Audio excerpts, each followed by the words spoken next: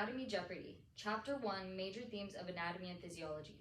Today, our contestants are Catherine. Ayane. Are we ready to explore the big ideas that make anatomy and physiology come alive? We're Yes. ready. Great! Our categories are unity of form and function, cell theory, evolution, hierarchy of complexity, homeostasis, gradients, and flow. Let's dive in.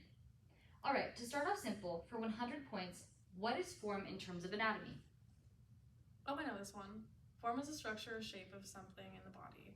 Body parts are perfectly designed to carry out its function via its form. Perfect. That relationship you described is called the unity of form and function. If something's form changes, its function usually changes too, almost like a lock and key. If you change the key's shape, the form, it may no longer be able to open the lock, the function. Alright, are we ready for the next question? I am. I have to catch up. Well, here's your chance. For 200 points, why do the walls of the heart's left ventricle have thicker muscles than the right ventricle? Because the left side pumps blood to the whole body, not just the lungs, so it needs more force. Perfect. This serves as a great example of form matching the workload. Heavier workloads produce stronger, thicker, or more specialized structures, which can be seen as the thicker ventricles of the left sides of our hearts. Round 2, cell theory. For 100 points, what are the 3 main ideas of cell theory? All living things are made of cells. Cells are the basic unit of life, and all cells come from pre-existing cells. Yes, life starts and continues through cells. For 200 points, what part of the cell controls what enters or leaves, maintaining internal balance? Oh, the plasma membrane. Yeah, it's like a security guard. Selective, protective, and vital for homeostasis. Bonus for 300 points. How does damage to cells affect the body as a whole? If cells are damaged or destroyed, tissues and organs can't work properly, and that's why disease symptoms show up when cells malfunction. Exactly. When a few cells fail, we can see those effects at the tissue, organ, and whole body level. Round 3, evolution. For 100 points, what is evolution? It's the change in genetic makeup of a population over time. Correct. Evolution explains why all living organisms are connected by ancestry.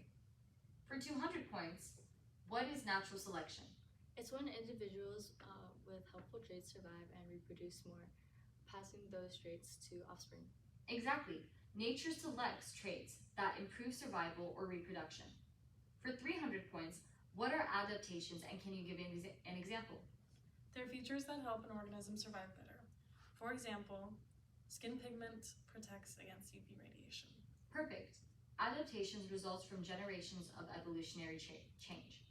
For 400 points, how does evolution connect to modern medicine? It helps doctors and researchers understand why humans are vulnerable to certain disease and how pathogens evolve. Studying evolution can guide new treatments and vaccines. Excellent. Evolutionary thinking helps doctors understand new diseases and design better treatments. Round 4, hierarchy of complexity. For 100 points, name the levels of organizations from smallest to largest. These levels go from atom to molecule, molecule to organelle, organelle to cell, cell to tissue, tissue to organ to organ system, and organ system to organism. Perfect. From tiny molecules to the whole body, every level builds upon the last. Molecules make up organelles, organelles make up cells, and so on, all the way up to you, the whole organism. For 200 points, why is it important to study the body at all these levels? Because a problem at one level affects all the others. For example, if a gene mutates, it can cause cell and tissue damage. Exactly. Understanding one level helps us fix problems in others. The body depends on coordination among all levels to maintain stability and function. For 300 points, what are emergent properties and how do they appear in the human body? Emergent properties are functions that come from interactions among simpler parts. Things you can't predict just by studying those parts alone. Perfect. One example of this process is how consciousness arrives from brain activity, not from neurons alone. Emergent properties show that understanding higher levels require more than just knowing about how the parts work on their own.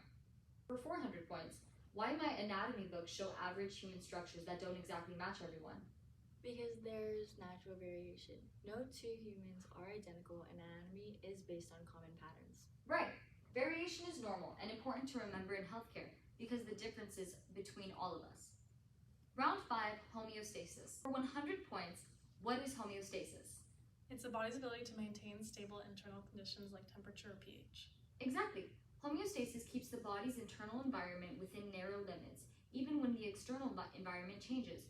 For example, your body keeps blood sugar, temperature, and water balance steady through constant adjustments, kind of like an internal thermostat.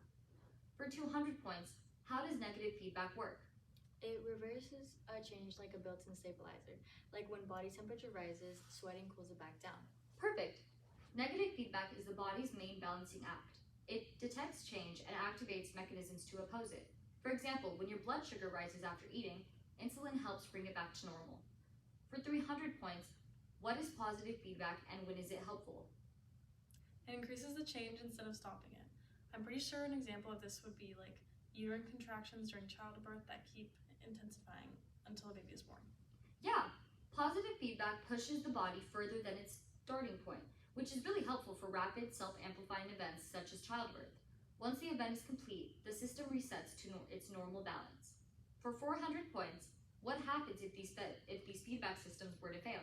It'd be pretty catastrophic. The body wouldn't be able to maintain balance. Temperature, blood pressure, or pH could spiral out of control and cause illness. Right. When feedback fails, the body loses control of its internal conditions. This can lead to disorders like diabetes, heat stroke, or shock.